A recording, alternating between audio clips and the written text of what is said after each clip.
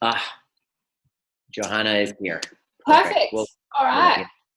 I think we're live. Hopefully, fingers crossed. It's always a delay. Welcome everybody to today's Empowered Women's Coaching Call. We have our favorite Dr. Nima back today. So super excited. Welcome back, Nima. whenever you say our favorite, I'm like, oh, I bet you say that. Yeah. The little boy's like, no, I bet you say that. Our tough love favorite. Man, you deliver some tough loves. It's so true, right? It's tough love. Yeah. People don't like it sometimes, but it's like, all right, like I love it. You need tough love to break through your bullshit, right? True. Yeah, exactly. Especially when you're a strong person, you need someone who's willing to just go, no, let me break it down for you. You could be quite intimidating for someone, for a practitioner. They'd be like, you're used to being like, listen, because you're like, you get shit done, right? So somebody who works with you has got to be like, sweetheart. Well, there's kind of two sides of me. Like, it's like I'm bipolar because there is that side of me, but then there's this incredibly shy meek version that comes up too. So just depending on who you are, what version you're going to get. It is. And the thing that's really cool about you is that you've been so yourself the whole time that the reason why you're so followed and people follow you is because you're not shy about showing both of those parts to you. Mm-hmm. And I think the greatest thing, which leads us into the conversation, is that our power is most amplified when we can integrate those two sides of us. You don't have to cut away half of yourself in order to love yourself. And so you embody that so well. You've been a student of that. You've been a practitioner of that. And you're kind of leading the way, which is why I love our conversation. I can really see how both sides serve me in different scenarios, and I can be more conscious around what is going to serve me when, I think. And different triggers bring out different sides. Oh, amen. Anyway, before we get started, just quickly, I'm going to announce the winner of the Super Attractor cards from last week is Nikki Shivers. So if you want to inbox me your address, babe, I am going to send these out to you. I'm going to run this competition again. Nima and I would appreciate so much that you share this on your social media channels, on your stories, that you tag us, because it helps us deliver this to help even more people. And we're really just showing up to serve you guys and to share our passion and our stories. We're really sharing our stories, essentially, aren't we, Nima? Here's the other thing about that. Not only you're sharing stories about like very vulnerable, raw, real, you've been like incredibly vulnerable, and I've kind of spilled some beans on your show as well. But the thing about that is the value of that is social media doesn't have to be something that you distract yourself from. Yeah. One thing I really enjoy about our conversations, and if you're following me, my mission is like, you know how you can just like empty, and I catch myself sometimes like just scrolling, like empty distraction. Or social media, if you're putting the right content into your mind, you're following the people that cause you to awaken, cause you to start living more consciously so you can choose. And in each moment that you choose, you create a life of your own design with purpose, with intention, with intimacy. And so we are having this conversation to allow social media to cause you to wake up and go, holy shit, I've been asleep to certain things. And that's why triggering you is really important, because it's like, okay, so we're here to wake you up. And this is a very triggering conversation, I think. It is. I feel triggered just reading the title. So I feel like I've overcome a lot. I've certainly had a lot of self-reflection. I know what my triggers are, but I have to say, nothing triggers me more or lights a fire in me more. Like, if you want to see my crazy side, misunderstand me, misrepresent me, tell me what I think and feel in a way that is not congruent with how I actually think and feel, and you will get the bitch. Come out. That's the biggest trigger for me. So I'm excited about this topic. I don't know if I have any value to add other than it's one of my... You're not alone. No. That's a perfect start, because here's the secret to it. The science, and this is it. I'm gonna just lay it all out right there and show you what it is, and then deconstruct it. Mm-hmm. So that at the end of the day, what is it that we all want? We just want to be able to feel safe in our bodies, and not be so at the helm, at the effect of other people's beliefs, perceptions, stories about us. We want to be so grounded within ourselves that Nima's view of himself trumps whatever anybody else has over me. Unfortunately, that's not the way most of us were raised. In order for you to understand how to solve this, we have to go back in time and really get and understand why we end up being the way we are now. And here's where it begins. Are you ready? Mm-hmm. When you're born, when a turtle is born, I just finished sharing this with my own group, with my own tribe. When a turtle is born or a lizard is born, the egg gets hatched and off they go. And the mother is like, yo, peace out. Hope you have a good life, right? Mammals, our species, especially because our brains are not developed, our neocortex is not developed, what ends up happening is we are the exact opposite. We need attachment to our primary caregiver and mother, especially mother, in order to survive. This is the most important thing to us, is attachment to mother. Now, at the same time, we have this deep desire inside of us to have authenticity, to be our authentic selves, to be connected to our feelings, to know who we are, to speak the truth. And you see children, they have no problem being their authentic selves. They freaking walk around naked, dancing with no shame because there's no dissociation from their authentic selves. But here's the thing. If we're raised in an environment where we experience trauma that causes us to dissociate from our authentic selves because it doesn't feel safe in our bodies, or we're raised with parents that don't actually confirm and validate our reality. What do I mean by that? What do you mean by validate your reality? Well, I mean that when you cry, are you hearing, don't cry, you shouldn't be crying about that, just stop crying and get over it? It's, or I don't agree with you, that's not who or what you are is not enough, you must be this in order for me to feel good about myself. As a parent, you must be a certain way, look a certain way, you must achieve a certain status, you must become a certain thing. Because which is very common in Persian households. This is how I was raised. If you're Chinese, guaranteed. How many clients do we see in our workshops that are like Chinese? Like my main coach, one of the coaches on our team, Chinese tiger mom. She's got tons of stories about it's got to be this way. So in other words, the child does not have their version of reality validated. It must be something else in order to feel love. So now this child inside of us has to decide, do I attach for survival or do I become my authentic self and potentially die? What do we choose?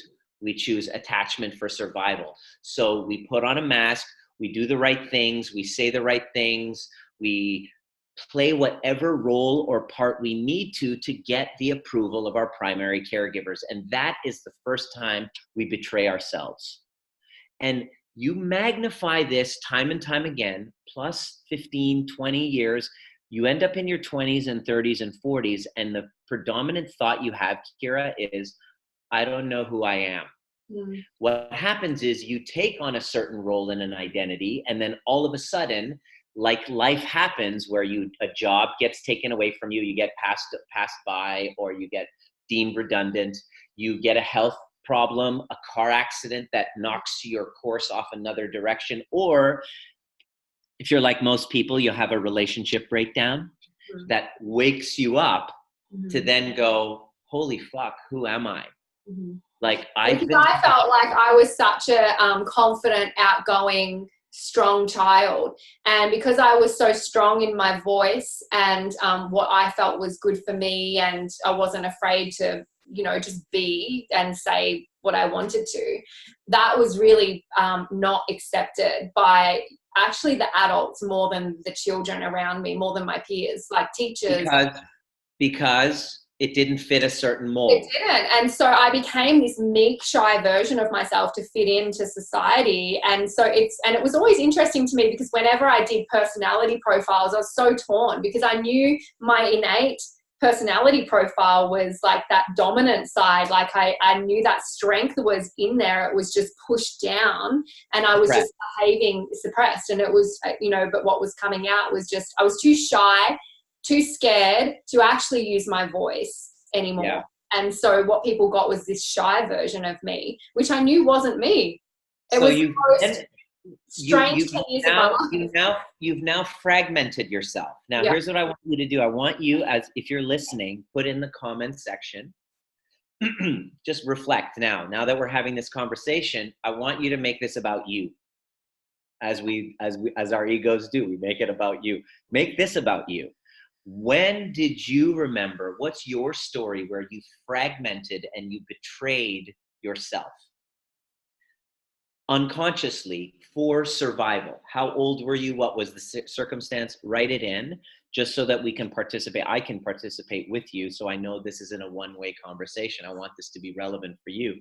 This has to have some relevance for you, because the science of being misunderstood starts with the very first misunderstanding, was when we fragment from ourselves and we stop understanding ourselves. Mm-hmm. That's the first betrayal. So if you're sitting here wounded because of a breakup in your relationship, because of a breakdown in marriage or whatever, and you feeling hard done by, victimized, betrayed, just know that your first betrayal was done by you. Mm-hmm. Unconsciously, because your younger self needed to. And it's not your fault. It's a survival mechanism. Mine did the same thing. Mine fragmented as a 3-year-old, and it started to gain an identity by getting attention. I'm very good at getting attention. I'm very good at entertaining, being funny. I became a healer. So literally, when you meet me, it's kind of weird. I set my life up in such a way where I wanted to be so valuable that when you meet me, I have the tools, the skills to be able to help you get to an amazing place. Unconsciously, I was doing that so that I could stay relevant to you, so that I can be important, so that I can, in an unconscious way, in a conscious way, that it's my superpower. Like your empathy is a superpower in a conscious way. In an unconscious way, this becomes very manipulative. This becomes something I use to get my needs met, right? And so that all starts from your very first betrayal. So I want you to just get connected with that moment for yourself right now. What was that? Share it.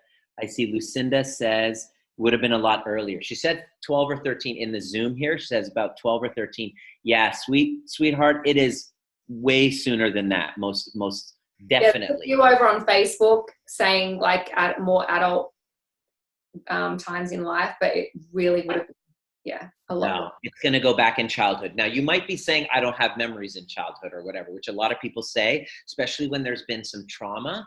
Everything was fine. I've heard that a lot. Well, you can't go through childhood without experiencing some form of it. Whether it's that big bad thing, or it's just not really feeling seen and heard, is traumatic for a child, not having their reality validated. Your feelings aren't appropriate.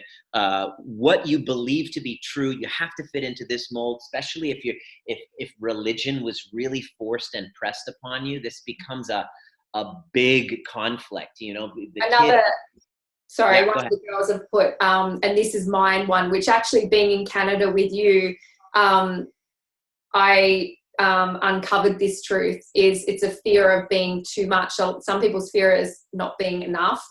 And for me, even as... Stop expressing yourself so much. It's too much, little Kira. Yeah, and it would have been well and truly before primary school that started, because I was always very independent and vocal. So who I am, my freely self-expressed self, is not good enough, is the belief that you have, even though your parents had all the right intentions. It was like, like if you see your daughter going a little bit berserk, you're stop like, having a psycho tantrum, Kira. chill the fuck out a little bit for your own good. I would have been a nightmare. Exactly. We need that. But the point is, it's not to blame your parents. It's not to blame you. This is just what is. This is our awakening, where we look and go, oh shit, okay, that's where it began. So now that you know where it begins, just understand, look at all of the times in your life where you have unconsciously eclipsed your own values, who you are, because of a disempowered place you were, and you were needy of somebody else. Well, I did that going through college. I remember getting so angry with my father one time. I was in university, and he was like, I was getting a job, and but my grades weren't really good, and he was yelling and screaming at me. And I remember going, God, I can't wait to just go out and work and make my own money so I don't have to be fucking under your rule. I can't handle this subordination. But the truth of the matter is, I was financially disempowered at the time, and I needed him to help support me. So when he's financially supporting me, then he unconsciously has earned an entitlement of the right to kind of tell me how to do it. If I want to do things my own way, it's up to me to empower myself. And the reason why I'm saying this is that any area of your life that you don't empower, we draw in somebody to overpower us. So if you disempower an area of your life, you become needy. You become needy of that place. You then attract somebody to fill that, but you might have to play a role in order to get it. That's what happened in my marriage. Is my wife at the time, in order to get what she wanted, which was, a great life and all of that, she at the time had the belief that she had to stop being herself, which was a badass. She was a makeup artist in the film industry. She stopped working there and worked in the company that I had. And what that did was unconsciously disempowered her without knowing. We've done a ton of work. We're great friends now. And so any area of your life you don't empower, someone overpowers you. So my next question here you want to ask is, where else did I eclipse my own truth, my own way of being, in order to appease something outside of me because I didn't feel safe within myself? So after childhood, that wouldn't be your first time of self-betrayal. Where else has that happened? Look in relationships, especially with women, when we have because you posted this earlier, narcissism, codependency in your empowered group. And I was like, oh, this is a perfect segue into our conversation. There's a lot of that floating around at the moment. Oh, there's tons of memes with narcissism and all of this stuff. Now check this out. The codependent who's married to the narcissist, I'm going to address this because this is coming up a lot with the women. They're like, oh girl, me too. Well, let me just awaken you to something, is that the misunderstanding that you're feeling when you're with a partner who is a narcissist, quote unquote, that you're projecting, which, by the way, I want you to understand, nobody is a label, because the codependent themselves is suppressing their inner narcissism, their narcissism of wanting to receive, so they become whatever they need to fill voids outside of them so that their inner narcissist can get what they want. So it's a very selfish act of doing that. And the narcissist is a covert codependent. Like they secretly, it's as though they have their shit together, but they're really needy and dependent on someone kind of looking after them, kind of like a mom type of figure. So there's this entanglement between both of you. So before you go around pointing fingers, labeling others as if they're one-dimensional, observe the multi-dimensionalness within you that has the narcissist and the codependent, and own it. It makes you more powerful rather than being a victim. It's way more powerful to own it. That's number one. And number two, understand if you're in that situation, it's simply not his fault, not your fault. It's an unconscious familiar complex from that first betrayal, that you stopped seeing you and understanding you during that trauma, that you are now compulsively repeating as a pattern in your romantic partnerships because it's so familiar. And it's all trauma. And his version of it, he is the way he is, and he can't see you because of his trauma, because he can't fucking see himself, because of that trauma, he's got this paralyzing fear of being misunderstood because he didn't get the understanding. So he is doing everything he can to get all of this validation externally from whatever way he can, because he doesn't yet know how to give it to himself, because of that primary betrayal and self-abandonment. That is exactly the same as your primary betrayal and self-abandonment, but you responded by getting your needs met externally through like finding a way to please, finding a way to solve, finding a way to rescue, find those wounded birds to rescue so that you can get your narcissistic needs of importance met and be the hero unconsciously. So the way you heal that is by first acknowledging all of those moments of self-betrayal and committing to the process of going back and changing that relationship with yourself. Does that make sense? Mm-hmm. Yeah, definitely. So that's the work. Now, what does that entail? It entails you becoming very alert and keen to what self-betrayal and self-misunderstanding feel like. So what I want you to do, this is what we do in our group calls, this is what we do in our weekend workshops. It's very hands-on. You're not just talking about it. We get into the body sensation. So what I want you to do is to get into your body and remember a time that really gets under your skin because you got misunderstood. This can't be too hard for you. I've got a you got a few, right? So you got misunderstood. And I want you to just sit in the kind of the soup of it, the chemicals of it, in that scene where you're being misunderstood by that other person, mother, father, ex-partner, that feeling of not being heard, seen, and being misunderstood. And notice the feelings in your body when it comes up. And if you're like most people, you'll feel this sting right in your core, like from your solar plexus all the way down to your digestive or your pubic bone, somewhere in between. It's like a piercing stab of rejection. It's essentially what it is. And in order for you to live a badass life that has true intimacy, you're going to have to be able to become more tolerant of that feeling. Because here's why. Let's say I'm in a relationship, a friendship with you, Kira. Yes. And then you do or say something which really upset me.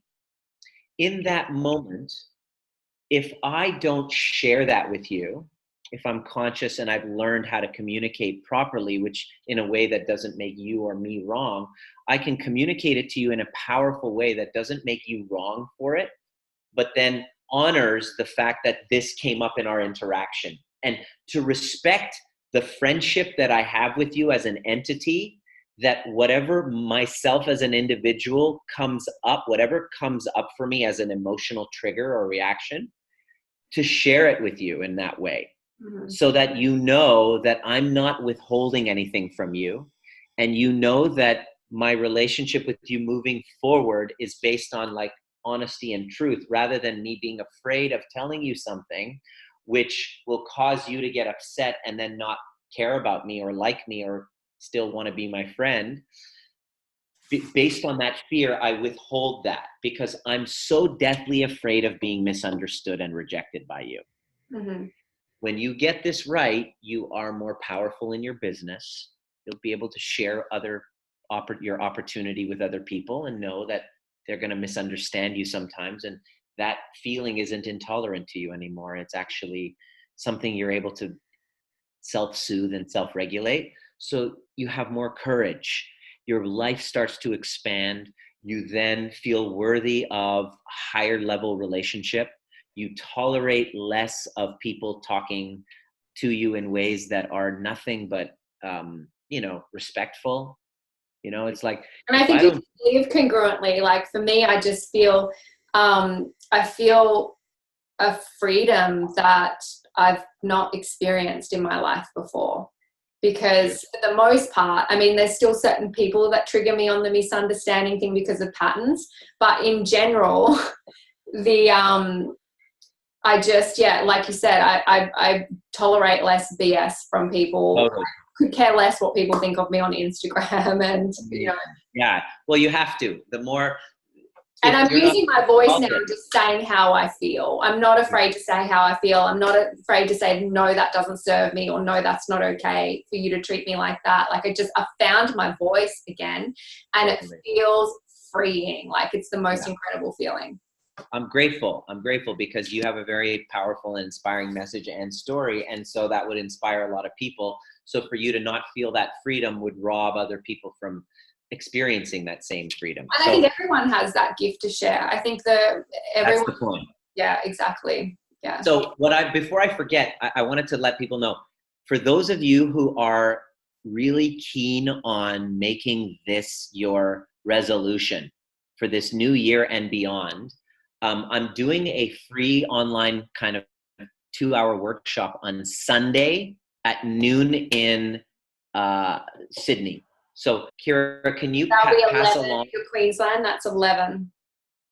So it's noon in Sydney, that's 11 in Queensland on Sunday, and it's Saturday evening for us in North America. Can you put that link? Yeah. Please register if you feel called on it. Now, here's the thing. Do not show up unless you're willing to like show your face on the thing, because we're talking about purpose and intimacy and your ability to become trigger proof to the externals, like the rejection and the misunderstanding. So it's going to take you learning how to have intimacy and take off the mask. So to show up on that, my only stipulation, it's free. The link is posted, should be posted on the live. Yeah.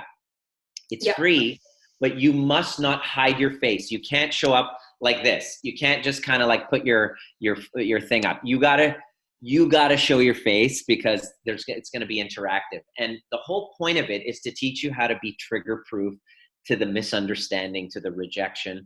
And trigger proof does not mean trigger less. I keep saying this again and again. People message me like, how is that possible? Oh, I'm not trigger proof. I got triggered when my husband said so-and-so. No, it doesn't mean being trigger less. Of course, I get triggered all the time, constantly. The question is, do I allow that to cause me to dissociate and continue the self-misunderstanding, the self-blame, the self-harm, the self-betrayal, when I take jabs at myself, judge, abandon, blame, and shame? What you do between the space between stimulus and response, I've discovered that if you do a few key steps, a few key shifts, you can expand that space between stimulus and reaction, response versus reaction. And that space, as wide as it is, it can take a misunderstanding that would normally cause a complete breakdown, a client disaster, which is what will happen in that case.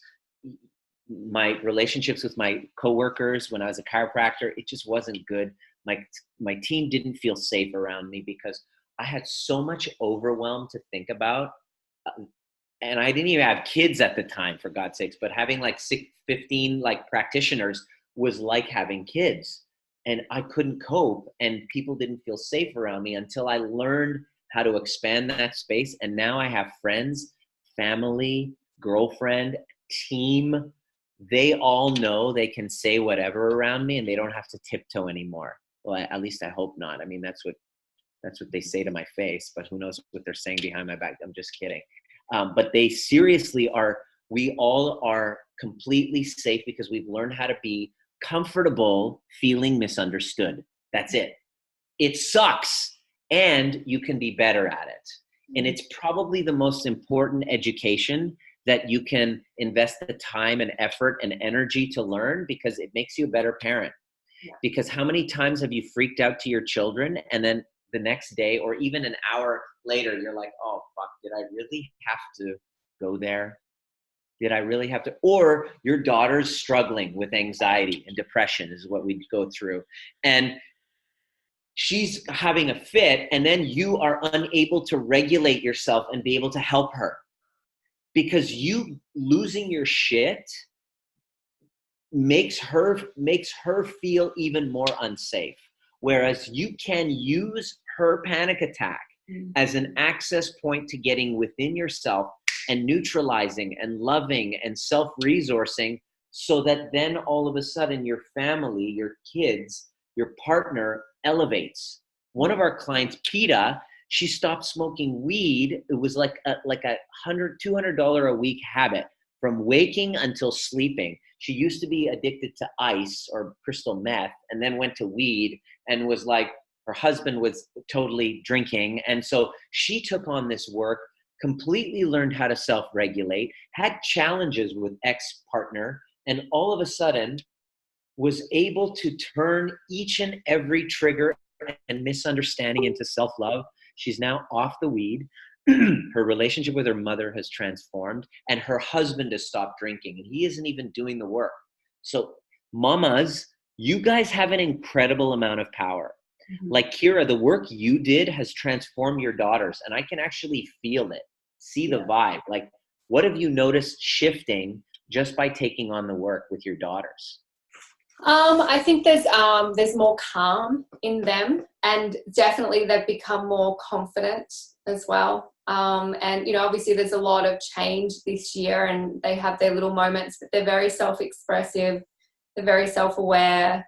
And you see them, right? And you give them full space to I give them space, yeah. And I create space. I try to every evening that I have them to create a space for them to share and be open and get things out. And so they're very expressive, and they share a lot of what's going on in their day. And I have another woman that comes in once a week and just does little games and things that just help them process things, build their confidence, their resilience, their ability to use their voice. And feel seen and heard. And Kira, by doing this, you've now broken the cycle of intergenerational trauma of children not feeling seen. Yeah, and that was my biggest wound in life, is not being heard. And so my youngest is very loud and very big in personality, the way that I was. So I have a huge goal to ensure that she embraces and loves that side of her, and feels heard and understood. Doesn't make a child right all the time, just to hear them. Hearing them is not making them right. And it's a game changer. I find it quite easy to parent her, actually. Yeah, because you've taken the time to parent yourself. Yeah. It's amazing. Yeah, that's conscious parenting. And so that's the message you've been sharing all along. Empowered women are women who no longer are playing the game of outside people are in control of me. That's basically the journey of empowerment, is waking up one day, whether this has happened to you yet, years ago, or it's going to happen within the next 6 months to a year. But if you haven't taken the time to do it, you're going to wake up one day and go, wait a second, I'm not the person driving the bus of my life. I have put myself in some sort of a situation, which really it's alluring for me to blame my parents or blame my husband or blame but after a while, I'm getting tired of my bullshit victim story, and I really got to kind of wake up and go, oh, empowerment means not giving away consistently every day my power with those old stories. Mm-hmm. And so if I take the time to stop expecting outside people to understand me and see me, and why don't they see me, which is maddening, to take on the journey of learning how to regulate your nervous system, clearing your past traumas so that the post-traumatic stress turns into post-traumatic growth. Mm-hmm. Post-traumatic stress equals also post-traumatic growth, okay? And learning how to observe the ego, learning how to become an observer to yourself rather than an unconscious responder. And then the last parts are learning how to really like empathize with you and that person inside that feels misunderstood and not heard, Kira. Mm-hmm. That part of you that just empathize with her and then be the one to see her, which is a weird kind of process in of itself when you practice it. Mm-hmm. It's a very felt sense, body-based, somatic-based, dropping into reconnection, returning to you, and then having a community and being committed to the journey. because it's going to be really difficult, and you're a living proof of it. So. Mm-hmm. And so I know that you've lined someone up to share their story to kind of bring all of this to life. Yes, I absolutely. Perfect timing. Could you jump in? And I want to talk about this whole concept of being seen and heard and understood. Yanni was listening to one of these calls and then reached out at a really difficult time saying, things aren't going well with my husband and I. He's not well. I'm being really confronted. Can you help? And she went through this whole journey of going against his wishes at the time, being misunderstood, but being firmly grounded in her vision and seeing like this massive transformation. And I wanted Yanni to come and join us. I asked her early, I said, do you mind coming and jumping on? Because we're talking about this. And so she's really brave in sharing the story. So thanks for being here. Thank you. You'll be helping lots of women by sharing your story. Hi, how are you? Good, how are you? Good, good. A little bit nervous, but good. Yeah, it's good to have you. So do you just want to share exactly your journey from the moment, what you were dealing with, like with your life, with your relationship, with your connection with yourself, and then what you learned through that whole journey and what happened, so that we can kind of learn from you? Yeah, sure. So things have been pretty difficult for me for probably the last year has been a bit rough. Just dealing with my husband has pretty bad depression at the moment. But he's it just takes a toll on you when you kind of feel that you're not responsible so much, but when somebody that you care about is suffering, that then reflects on you as well. Because if you're an empath, which you are, you literally have taken on the feelings of your family members around you, become so enmeshed, you get pulled into it as well, and you're not able to assist at all in that situation. Yeah, absolutely. And I was thinking about it earlier, and I feel like a lot of women do that, particularly when they have children. It becomes you feel so responsible for them, and also when you get married, you feel so responsible for your other half, that you often just take on all of those responsibilities sort of to a next level, where you then start to neglect yourself. And that is where it has been very difficult for me, because when you allow those feelings to sort of take over your own feelings, then you become very disempowered, and it's very exhausting, and it's not helpful either. If you want to be helpful for your family members and be a support for them, you actually do need to start looking at yourself and taking care of yourself, which is something I really struggled with for a very, very long time. And so we almost didn't have the conversation. This is how, to the degree of fear that she was in, and so convinced that there was no hope. She reached out to me, filled out an application form. When you go to drnima.com/chat, it fills out an application form that tells me exactly what's going on. And it came into my inbox, and I read it, and there was some deep, dark shit there that really concerned me. She basically, if you want to share what you were concerned about, and I was like, what the hell? You can share that part. But after, what happened was, she booked an appointment with me, and like 10 minutes before the appointment, she cancels it. And she's like, I can't do it. It's a financial thing. He's never going to go for it. We're hopeless. And then I messaged her. I said, if you don't mind me giving you some tough love, as Kira and I talked about earlier, I gave her some really tough love. I said, you don't have an option here. Like, you can't not have this conversation. Lives are at stake. So we need to get on a call. I don't give a shit what your husband thinks. Just tell him, just get him on a call with me, and I promise you we'll figure it out. But he'll never go for it. He'll never go for it. So you want to share what happened right after?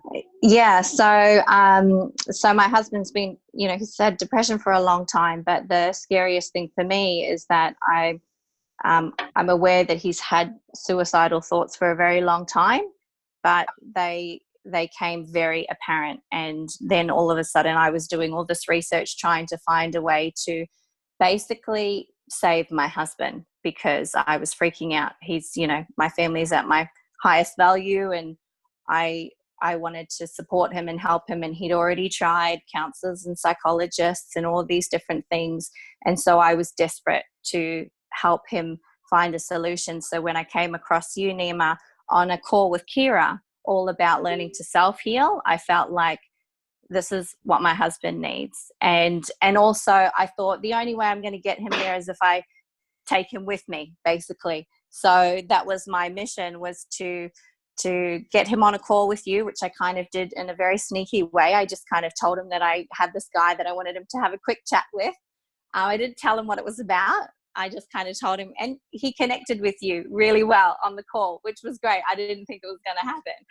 But then I think what's happened is that he's kind of started to have doubts, and he started to freak out. And we make every decision together because we've been married for 9 years. All of our decisions we make together. So when he came to me and he basically had a big fight, we had a big fight, and he said, I'm not going. That's basically what he told me. He said he's not going, and he refused. He said, I refuse to pay for it. He said, I'm not going. I refuse to pay for it. And he said, you need to call him and tell him that it's not happening. That's basically what he said. So I had a massive meltdown. I messaged Nima and I said, I'm really sorry, Nima, we're not coming. And you basically sent me a message back saying, what's going on? And you got me to call you. I had a big cry, but you called me out. You said to me, why is this important to you? So you made me, rethink that and go, this is my husband's life is on the line right now.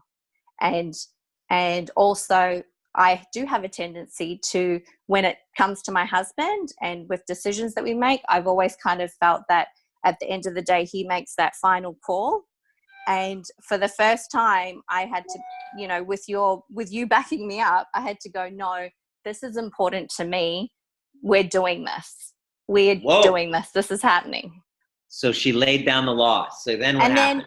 And then I had to pay for it. This is fun. I love this story. So I paid for it. I worked my butt off, basically. I work casually in childcare. Hence, these are the cots that I'm actually sitting in a cot room right now. This is commitment. This is commitment. This is why you get the result. This is how you get the results. When they say, no, I can't afford. I heard this all the time. Yanni, you were like, I'm going to fucking find a way because my husband's life is on the line. And you've got no idea. He was so resentful towards me for this decision that I made against his. It felt like flipping it half a year, Nima. Talk about being misunderstood. So listen, so here's the thing. Yanni had to sit in the discomfort of being misunderstood for like 2 fucking months. It was a long time. Because she had a vision that was greater than herself. That's the side note here. You must have a calling. I will not tolerate being misunderstood unless I have a damn good reason for it that is meaningful to me. That's gotta be. So yeah. And you know what too? I even when I explained it to him, and this is that whole being misunderstood, I told him that this was about him. It wasn't about me. I was doing this for him because he at some point said to me, you do it by yourself. And I said, that's not the point. I want to do this because I know that more than anything, you need this help. And I said, I need it too. I believe everybody has some sort of trauma they need to deal with. But I told him, his is bigger than mine. I'm like, I've never struggled with suicidal thoughts. And the fact that he's even having them was very upsetting. So I said to him, and he didn't get it. And that was frustrating for me. I felt like he wasn't hearing me, and he was very, I felt very misunderstood. He didn't understand you. No, he didn't. So then eventually, okay, go ahead. Yeah, go ahead. Yeah. So eventually so it was a very touchy subject. I didn't talk to him about it for very long. I just basically told him, I'm paying for it. It's happening. I'm just reminding you when it is. So I basically reminded him like the day before, like on the Thursday. I said, just reminding you, I don't want to have a fight. Yeah, I just said, this is the weekend and we've got to go on the Friday. So basically he had the day off, thank goodness, because he was in a good space. And we drove there, and I didn't realize this, but it was not until we were very close that he basically said to me he didn't think anyone was going to show up. He didn't think you were going to be there. He basically had it in his head that this was a scam, and that he was basically following me to Sydney because to basically make sure that I didn't spend any more money and that he didn't lose any more money. Basically, it was just, and I didn't realize how bad it was. Misunderstood over Oh here. my goodness, it was really bad. And then when we got there, so we get there to Sydney, to the Kirribilli Club, and we're walking around the Kirribilli Club with a yoga mat because we were told to bring a yoga mat. And my husband's, he's a pretty buff, beastie guy. He does not even know what to do with a yoga mat, but he started to feel really angry and agitated because we got there and we couldn't find it. We couldn't find the room, and they told us that you weren't there, basically. Eventually, he was like, that bastard. he was going to follow you. He was going to find you in Canada. But we came. This man can kill me with his bare hands. Yeah, he's a pretty strong man, yes. But it was once we got there and we got to meet you, and the first night was incredible. Like you said earlier, Peter shared her story, and that was really when Dustin started to sort of think, there's something interesting going on here. There's something that he can learn from this weekend. And without going into the whole thing of the overview, Dustin basically had a massive transformation, and also I did as well, to a certain extent, where I've, had a transformation as well. But I also didn't realize how much the transformation would affect our relationship. So almost immediately he could see me for who I was. And all of a sudden I was talking and he could hear what I was saying. He wasn't misinterpreting what I was saying. And that made me realize that a lot of the stuff, a lot of the reactive arguments and things that happen are because somebody's dealing with something else that's not even related to you as the person, as the individual. So I kind of started to realize, hang on a minute, I'm being misunderstood because he's going through crap that he hasn't dealt with. And now, instead of a reactive relationship, it's becoming very responsive. So he's talking, I'm listening, and I'm talking and he's listening, and he can see me for the first time. And it is very much like an awakening where you go, wow, like, we're not so disconnected anymore. And I feel like it has such a domino effect because everyone has trauma from their upbringing, their parents, their family, all of that. And everyone, what I think for me, and I did have this awakening a while ago and it just keeps compounding, but you've had that together, but then that's a domino effect into understanding your parents and maybe why they behaved in certain ways. And then that heals any misunderstanding there, and it has this incredible. Do you want to share the healing that happened with his parent? So my husband's hasn't spoken to his father for 4 years, and there was a very big resentment there. Is this the one that you're talking about? Yeah. And so on the Saturday, Dustin got to go through some trauma, and where he got to basically heal a past trauma that he had with his father. And on the Sunday, he told me that he was ready to call his dad again. And I didn't even think that that was something that was going to happen ever, because every time it had been brought up, it was, it was a don't talk to me about that because that's never going to happen type. And it hurt him. I could tell he carried that hurt and every day, every single day. Of course. Yeah. You can't be incomplete with a primary caregiver, with a parent, even though you feel justified in being disconnected from them. You still don't feel complete. There's an open loop there that must be completed, and that's the work. And so what happened? And then so he'd been thinking about how he was going to have that conversation, how he was going to do that. He jumped on that episode with you about the toxic masculinity. Yeah. And I believe it was the next day he was driving home from work, and he'd written out about 1 million pages about the different things that he wanted to say. which is funny because he's dyslexic. He doesn't like writing. And he'd written all this. It was like journaling for him. He journaled all these things about all the different things that he was going to say, but not like blaming, not pointing fingers at him, but just to have a conscious conversation. Just to share, to call out the stories. Yeah. The stories. Which not is in exactly what he did. He called him on the way home. He spoke to him for about 2 hours, which is a very, very long time. Yeah. And it was, he said he had the most amazing conversation with his father, and his father, actually, his dad, Richard, he got really, really overwhelmed with emotion after the call. And he just said, he said, I've been waiting a very, very long time for this phone call. And since then, they talk pretty much every day. Every day every day. I'm not even joking. Every day they talk. They're talking like they're best mates again, and even to a different level. It's like a different level of friendship that they've, this bond that they have together. They talk all the time, and they hang out. They hang out. They had lunch together. I think he talked to him on a Thursday, and they had lunch together on Sunday, and they had lunch together the weekend after that, and it's been really, really beautiful. And the ripple effect of his transformation across all of his family, and like his mother is just overwhelmed, his sister is overwhelmed, because they all knew that he was struggling.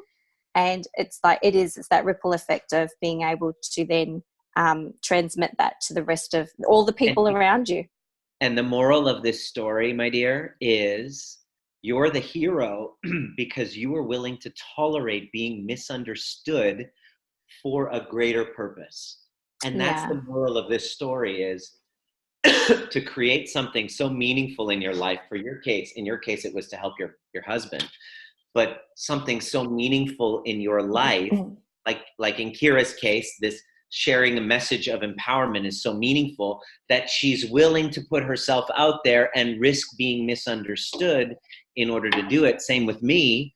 This is a very meaningful thing. Like, I get misunderstood on the fucking daily by people who say exactly what Dusty was experiencing. I hear that all the time. It's, the world is full of skeptics. So I have a mission, and I have to be prepared to be misunderstood, so that I hold the vision of men, realizing they're suicidally depressed and then now feeling reconnected in their lives again, or families transforming, people healing from disorders, all because they took the time to change that relationship with their old traumas. And this is why I love teaching what I teach. So I want to say thank you, Yanni, for coming. Do you have anything anybody wants to ask anything? What would you say to somebody who kind of can resonate with you and they're really ready to heal? What would you say to them? So one of the things that I really took for myself with you, Nima, something that I learned was that whole that it was so important. I think one of the analogies used was, it's kind of like, oh, we just lost you there, Yanni. Okay. Well, we just lost her there. Internet's cut. Okay. She might be gone. Oh, that was so powerful. Oh, wow. That was unexpected. I got a few I know. If she comes back, great. But the moral of the story is, what would open up for your life if you decided to consciously take on the work of becoming trigger-proof to being misunderstood, which all comes back to being willing to go into those old triggers, to dig them up, to heal them. Yeah. Being willing to do that. Most people, that's the biggest obstacle to this, is the story you have about wanting to go back there, knowing that there is something to address, but I can't do it. My husband wouldn't allow me. I can't afford it. Like, these are all, what obstacle is in your way of actually going and healing that? Mm-hmm. Because I can tell you, like, I've been in communication with Yanni and Dusty ever since, and like constantly a new breakthrough, a new, like, And it's Wow. priceless. It's priceless. You know, when like one of the biggest excuses that pisses me off the most is can't afford it. Can you really afford to keep living like this forevermore? You know, what are you willing to invest? Totally. Totally. So, for those, I haven't told you yet. It's February 7th and 8th weekend. We're going to be in Sydney again, doing it again. Awesome. And hopefully you can be there. Yeah.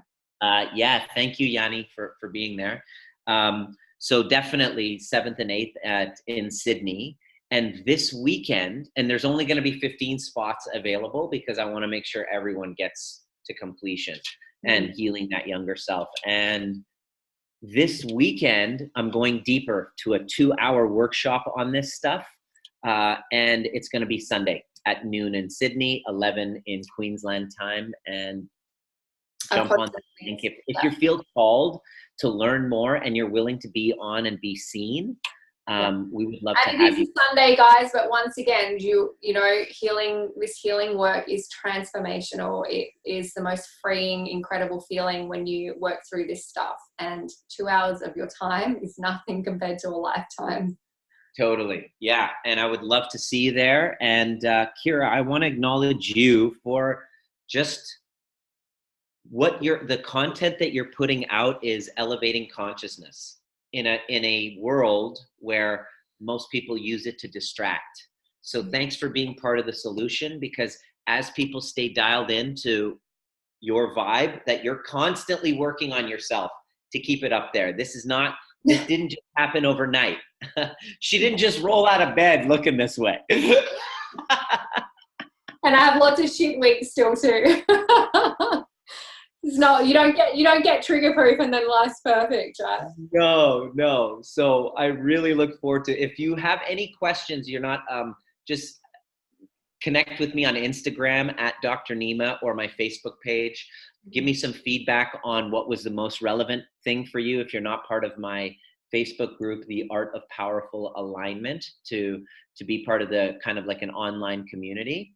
And do join us this weekend. It's going to be a lot of fun, and I want to interact with you and get to know you a little bit more, because my mission is to come and really teach people these tools, because you're not learning it. It's the most complete kind of package, top down, clearing stories as well as clearing the trauma from the body through breath work and embodiment, so that you can actually feel like you're engaged with life. You got to be connected to feelings at first. They're going to be uncomfortable, so that when you practice this, you can be misunderstood and have your life expand rather than want to constrict and contract, because you're so afraid of what. It's really different work as well, because I've done so much personal development leading up to going to Canada last year, and some very mind-blowing things that seem so freaking obvious on the other side of it but came up in Canada for the first time, that was very groundbreaking for me, moving through stuff. And I'd done a lot of stuff before and this stuff had never come up. So and yeah, as I said, it was so obvious, yet I was so incredibly blind to it. You're not the only one. So was I. I had to have a toxic meltdown in order to learn this. And that's okay. I mean, you got to ask yourself, if you're listening, what's been your wake-up call? Yeah. Has it been a health issue? Has it been a divorce? Has it been, oh my gosh, he's having an affair? That's a good wake-up call to kind of get you from this unconsciousness, not to victim blame or anything, but to wake you up and go, okay, one of mine was, Adam said to me once, the girls are tiptoeing around you. That was a huge wake-up call for me, because I don't want my girls to be in a home where the emotional state is so charged that they're not comfortable and at ease. Who wins? Who gets to win by you becoming the greatest, most authentic version of yourself? Who wins? Yeah. And that is a good enough why to start to make this type of engagement and being part of this conversation very important priority for you. Because if you don't, the conversations that take over are the ones that are about complaints and victimhood and constraints, and there's no possibility there. So yeah, it's all about staying in possibility. Yes. Amazing. Thank you so much, Yanni, for sharing your story and empowering other women. There's loads of comments over on Facebook for you. So thank you for being vulnerable and willing to share. And yeah, thank you for your time again, Nima. And I will definitely see you in February here, but we'll have some calls and chats before then as well. Totally. February 7th and 8th in Sydney. And we only have, like, I'm kind of making it by application for the people that are ready to kind of dive in. Yeah. And if you have a partner that you really want to have them show up, have them watch this. And you've got New Zealand in May as well. Did you want to shout that out? We're working on doing New Zealand in May as well. And so now I'm limiting it to only 15 people because the feedback that I've had, we've had up to 40, and that doesn't get as intimate of a setting. So I'm just doing the first 15 people that come. We do breath work, and all throughout the weekend. We're working on doing the weekend of the 16th of May. Yeah, that weekend. Yeah. In Auckland. So yeah, I really love it down under. So I'm going to come back. So by popular demand.